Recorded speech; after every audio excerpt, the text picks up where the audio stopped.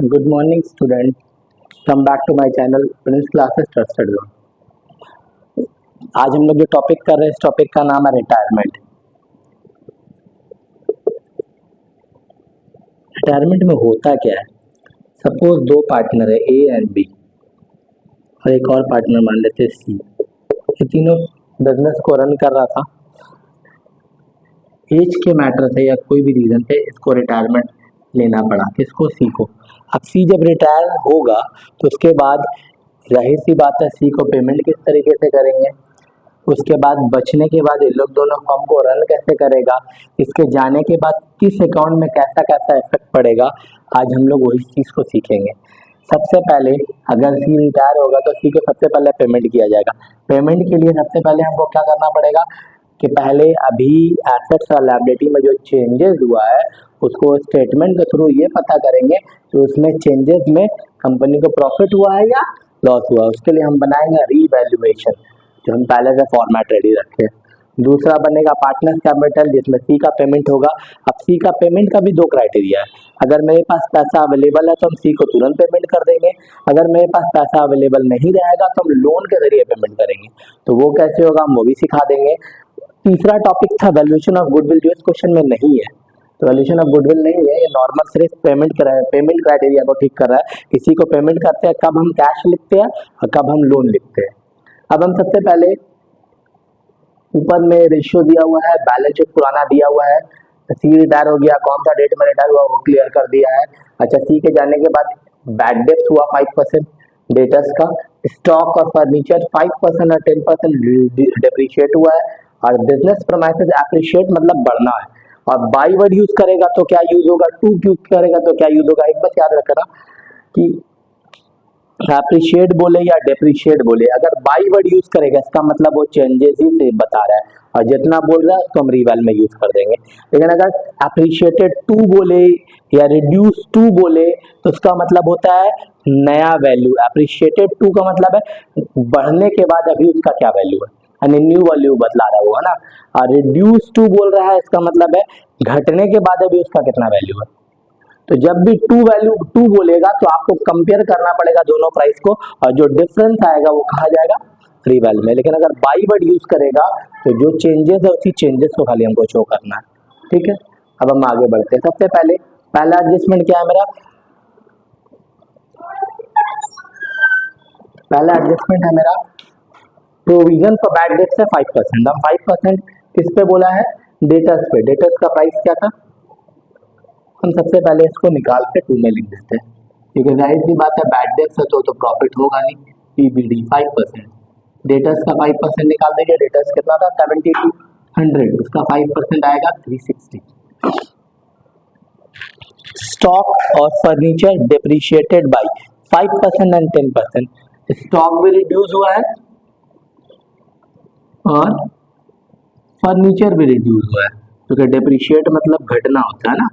Stock कितना reduce हुआ है? 5%। स्टॉक कितने का था? 280, 5% आ गया था।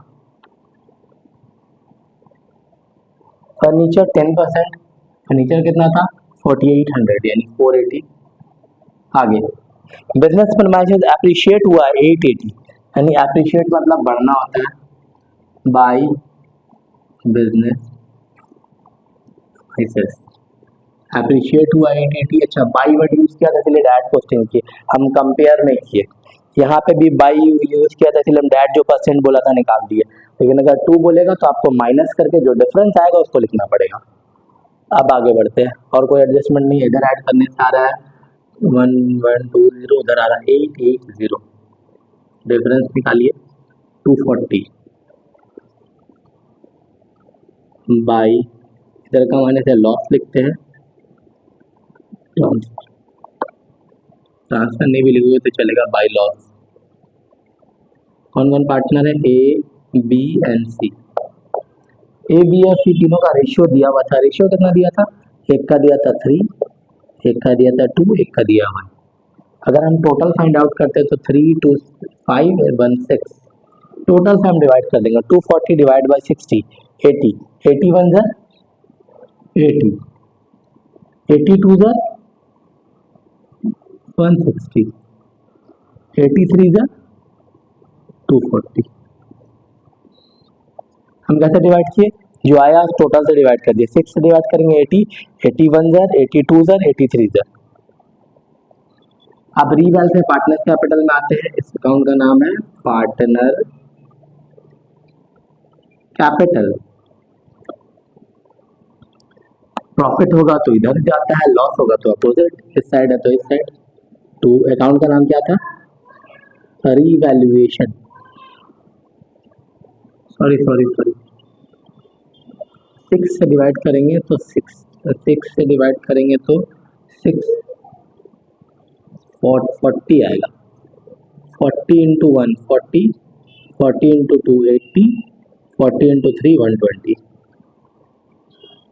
120 80 40। यहाँ तक क्लियर है। अब इसके बाद हम आते हैं पार्टनर्स कैपिटल में। मैक्सिमम यही 5 आइटम कैपिटल में जाता है।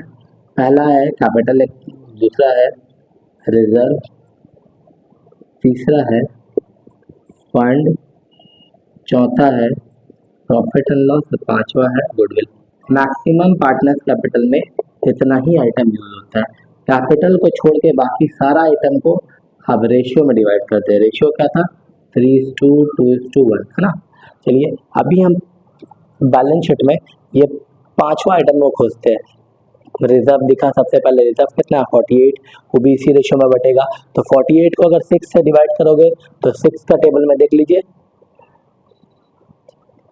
8 है ना, 800, 6 से डिवाइड करें तो 800 आ रहा है, तो बांट दीजिए। अच्छा अगर आइटम यहाँ है तो अपोजिट जाएगा, इस साइड मतलब यहाँ बाई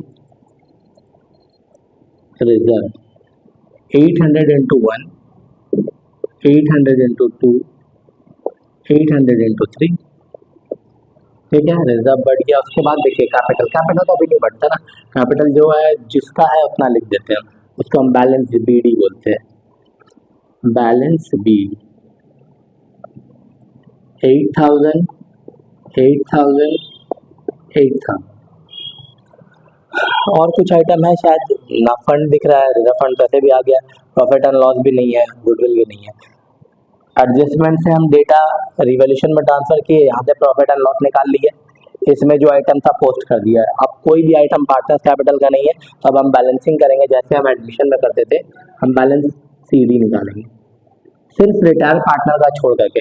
रिटायर कौन हुआ था, सी, यानी सी का कैपिटल, सी का बैलेंस सीडी नहीं निकलेगा, बाकी सबका बैलेंस सीडी निकालेंगे। यहाँ आ रहा है टोटल 96, 88, 10,400, इधर भी इतना होना चाहिए 10,400, 96, 88, 96 माइनस 80, 95, 20, 101,280। जो डिफरेंस था हम बैलेंस शीट के नाम पे निकाल दिए। कैसे निकालते हैं बैलेंस शीट, टोटल माइनस इस साइड का जो भी डेटा रहेगा ना, ये हमेशा बैलेंसिंग फिगर होता है।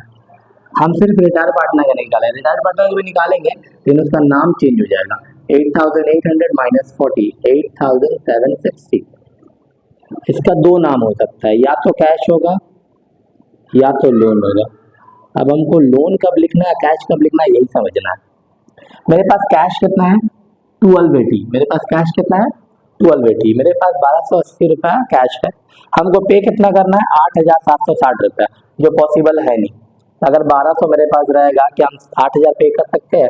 सपोज मान लो ये 9,000 होता तो हाँ हम पे कर सकते हैं। यानी अगर मान लो कैश मेरे पास 9,000 होता फॉर एग्जाम्पल, अगर होता तो पैसा अवेलेबल था तो हम क्या करते, पेमेंट कर देते उसको, यहाँ कैश लिख देते और हम यहाँ उसको माइनस करके जो अमाउंट आता 240 लिख देते और मैथ को आगे जैसे बनाते बना लेते। पर ये हम एग्जाम्पल के थ्रू बोले कि ये 9,000 अगर रहता तो, पर है नहीं, तो जाहिर सी बात है मेरे पास कैश है कितना, मेरे पास है 1280। तो 1280 में से इतना पेमेंट पॉसिबल ही नहीं है, इसलिए पेमेंट नहीं होगा और कैश जितना का उतना ही चला जाएगा। और क्या करेंगे हम, यहाँ हम कैश के नाम पे ना लिख करके इसको क्या नाम पे लिखेंगे, लोन। अगर लोन लिखेंगे तो ये लोन बैलेंस शीट में भी ट्रांसफर होगा। किसका लोन है, सीज लोन है, सीज लोन 8760। अब बैलेंस शीट के जैसा डेटा एज इट इज को पुट अप करते जाओ, मैथ को कंप्लीट करते जाओ। कैश में कोई चेंजेस नहीं हो तो कैश अवेलेबल नहीं था, अगर कैश अवेलेबल होता तो कैसे चेंजेस होता वो भी हम समझा दिए आपको। अब आप सबसे पहले कैश के बाद देखिए क्या आइटम है, डेटर्स है। डेटर्स कितना का है, डेटर्स है 7200 का। डेटर्स में पीबीडी था 360, माइनस कर दीजिए 7840। डेटर्स के बाद क्या है, फर्नीचर। फर्नीचर कितना है 4800। 4800 में क्या है, 4800 में फर्नीचर में कुछ रिड्यूस हुआ है 480, 4320। उसके बाद स्टॉक है, स्टॉक कितना का है, स्टॉक है 5600, उसमें भी कुछ रिड्यूस हुआ है 280 रिड्यूस हुआ है 5320। उसके बाद बिजनेस प्रमाइसेस है, बिजनेस प्रमाइसेस एप्रिशिएट हुआ था 11200 प्लस एप्रिशिएट हुआ तो ऐड कर देंगे, आ जाएगा 12080। यहाँ एज इट इज क्या था, क्रेडिटर नो चेंजेस, क्रेडिटर में कोई चेंजेस नहीं है तो एज इट इज आ जाएगा। कितना है 1280। आगे रिजर्व फंड बढ़ चुका है तो रिजर्व फंड यहाँ पे पूरा का पूरा यूज कर लिए, बचा ही नहीं तो क्यों लिखेंगे। कैपिटल, कैपिटल हम न्यू फाइंड आउट करेंगे, जो बैलेंस शीट ही होता है ये मेरा न्यू कैपिटल होता है। कैपिटल कितना कितना है, एक्स सॉरी ए और बी है ना, ए एंड बी कितना कितना है 102809520। बोथ साइड टैली करा के देखिए, मैथ टैली कर जाएगा, टैली कर गया तो मैथ राइट है, अगर नहीं टैली किया तो मैथ रॉन्ग। 77,800।